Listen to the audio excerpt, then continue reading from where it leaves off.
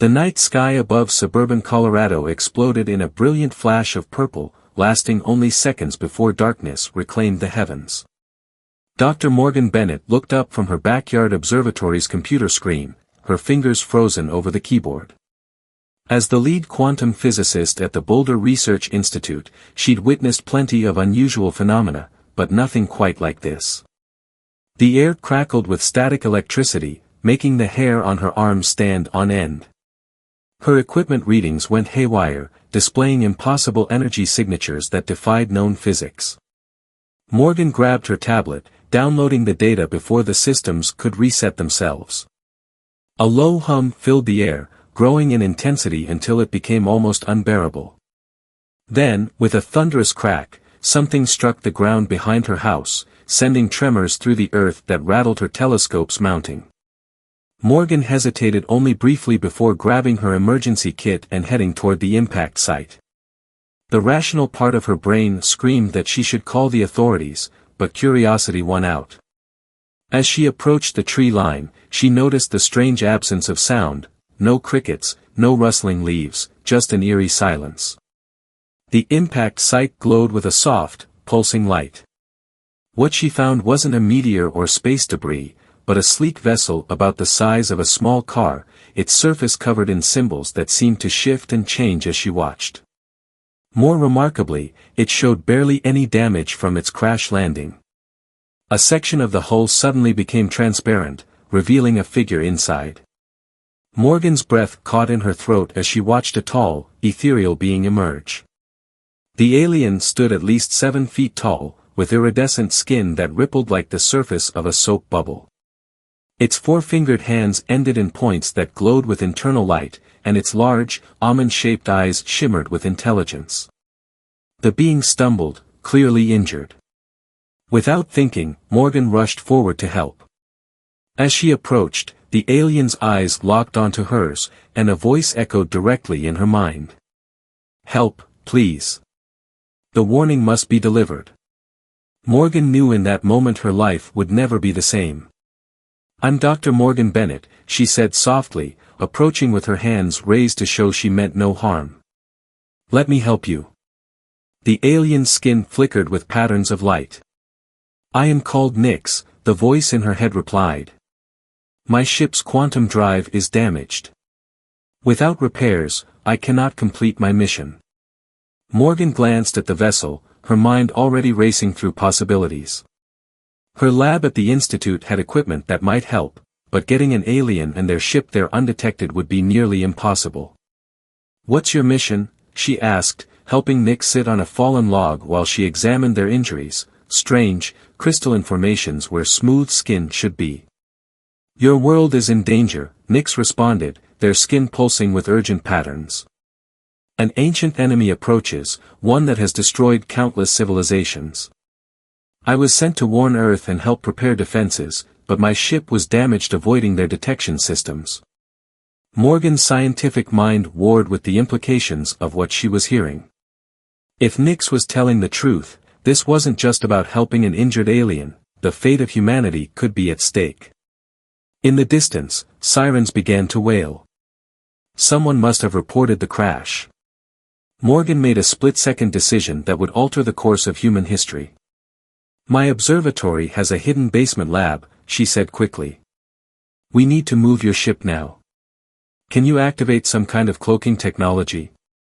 Nix's fingers glowed brighter as they touched the ship's hull. The vessel shimmered and seemed to fade partially from view, becoming translucent like heat waves over hot pavement. Together, they managed to guide the damaged ship into the basement lab just as the first police cars appeared on the horizon.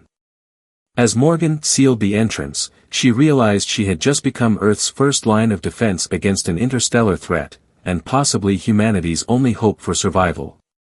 She looked at Nix, who was already examining her lab equipment with obvious interest.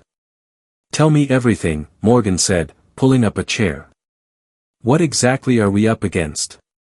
The alien skin rippled with dark colors, like storm clouds gathering on their surface. The story they were about to tell would change Morgan's understanding of the universe forever.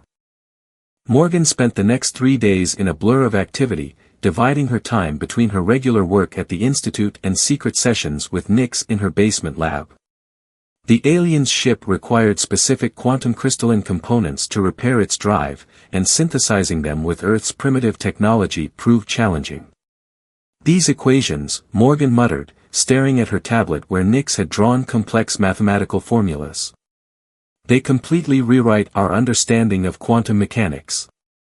She looked up at the alien, who was carefully manipulating energy fields around a crystal formation. Your civilization must be thousands of years ahead of ours. Millions, Nix corrected, their skin shimming with what Morgan had learned to recognize as amusement. But your species' rate of technological advancement is unprecedented. That is why they fear you. They? Morgan asked, carefully adjusting the quantum containment field she'd modified from her lab equipment. You mean the enemy you're warning us about? Nix's skin darkened. The Void Collective.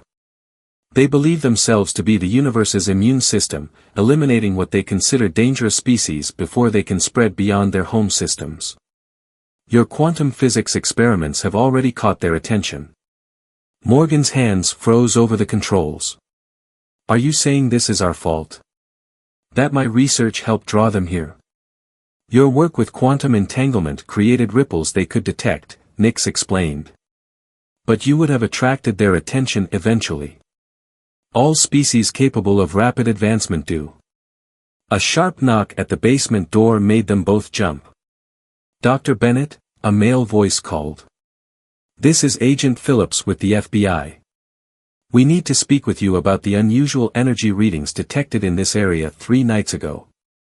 Morgan's heart raced.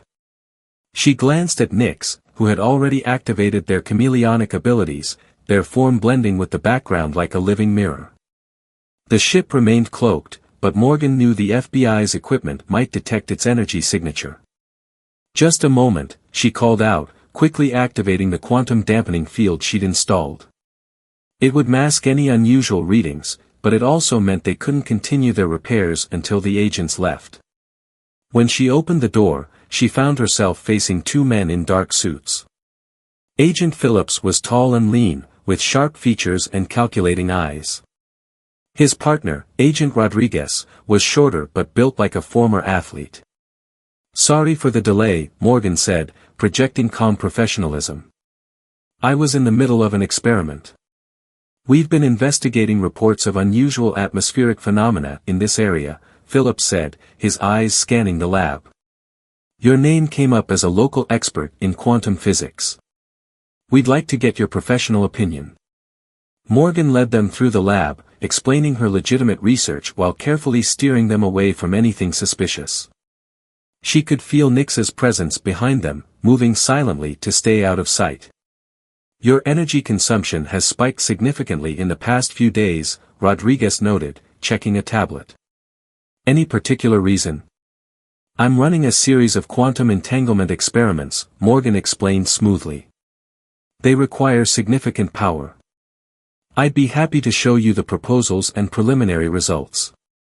The agents exchanged glances. That won't be necessary, Phillips said. But we'd like to install some monitoring equipment in the area, if you don't mind. Morgan's mind raced. Actually, I do mind. My experiments are very sensitive to outside interference. Installing additional equipment could contaminate months of data collection. Dr. Bennett, Phillips leaned forward slightly, his voice dropping. Let me be clear.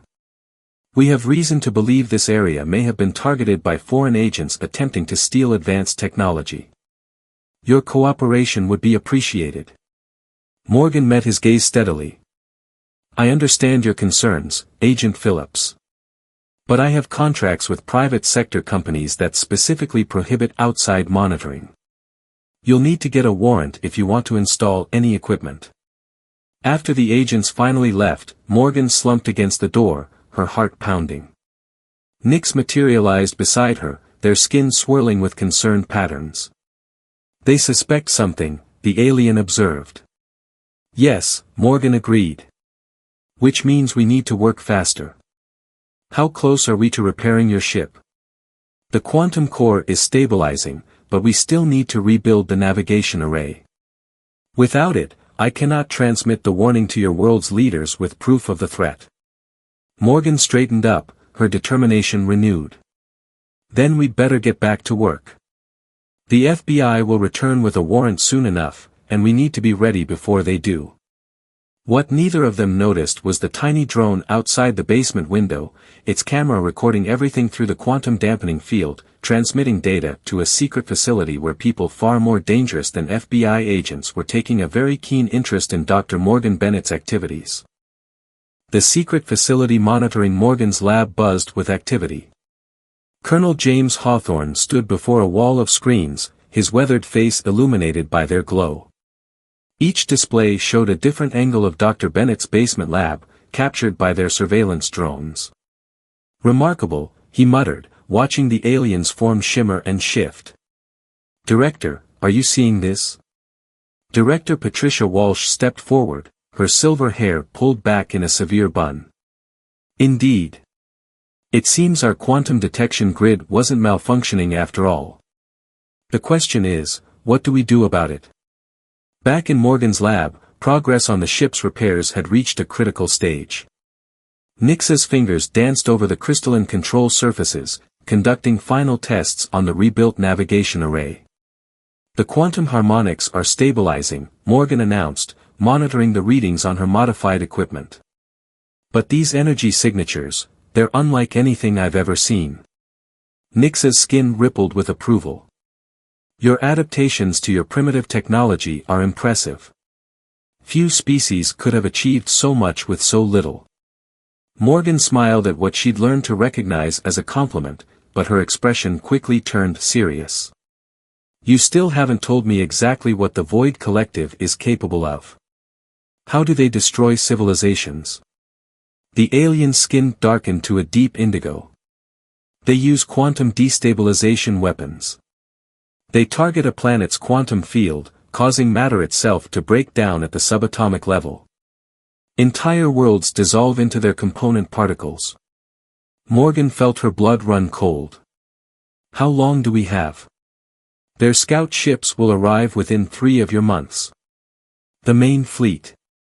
Nix's skin pulsed with anxiety. Perhaps 6 months after that. Then we need to warn everyone now, Morgan insisted. Use the repaired navigation array to broadcast your message. It's not that simple, Nix's mental voice was heavy with regret. The warning must include proof, data from my ship's sensors showing their approach.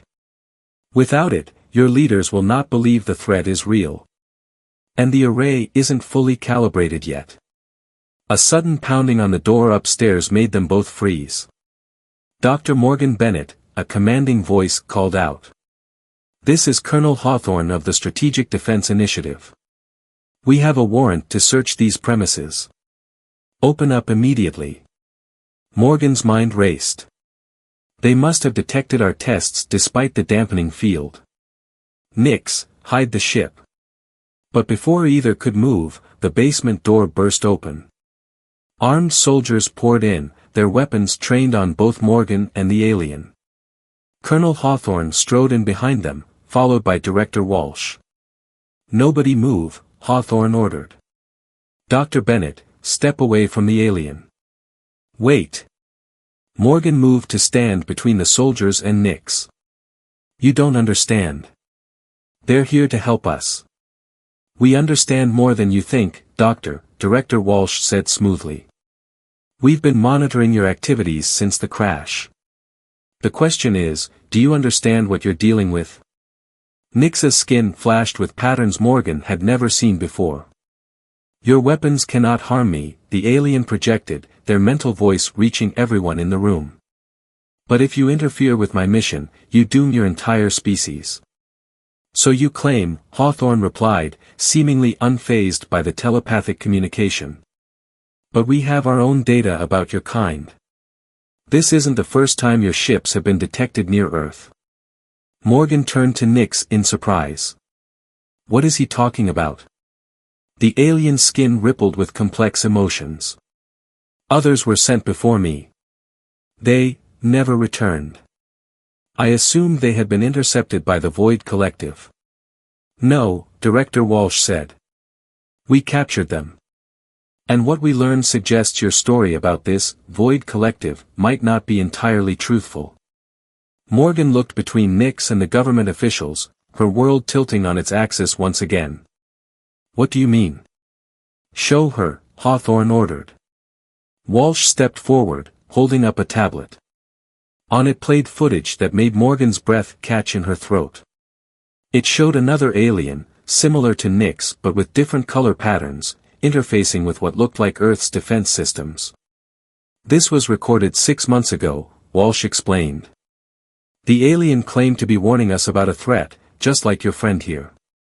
But what it was actually doing was installing backdoors in our defense networks. Backdoors that could be used to disable our entire military infrastructure. Morgan turned to Nix, her heart pounding. Is this true? Have you been lying to me? The alien's skin swirled with chaotic patterns. The truth is more complex than either side understands. There are factions among my people, working toward different ends. But the Void Collective is real, and they are coming. What your people captured was an agent of those who believe humanity should be prepared before the invasion. Prepared? Morgan asked. What does that mean? It means, Hawthorne cut in, that some of them want to conquer us for our own good before this supposed threat arrives. The question is, which faction do you represent? The tension in the room reached a breaking point as everyone waited for Nix's answer. The fate of two worlds hung in the balance, and Morgan realized she wasn't sure anymore which side she should be on. Nix's skin pulsed with a brilliant display of colors before settling into a calm, steady glow. I will show you the truth, they projected, raising their hands. The ship's hull suddenly became transparent, revealing its complex internal systems. My mission is not to conquer or prepare, Nix explained. It is to unite. The Void Collective exists, but they are not what either side believes. They are a test. Director Walsh stepped forward. A test? Explain. Throughout the galaxy, advanced civilizations face a choice when they discover they are not alone. Nix's mental voice resonated with ancient wisdom. They can choose fear and dominance, or cooperation and growth. The Void Collective presents each civilization with this choice. Morgan's scientific mind raced ahead. The other aliens who came before you, they chose fear. Yes, Nix confirmed. They believed humanity needed to be controlled to survive. They were wrong.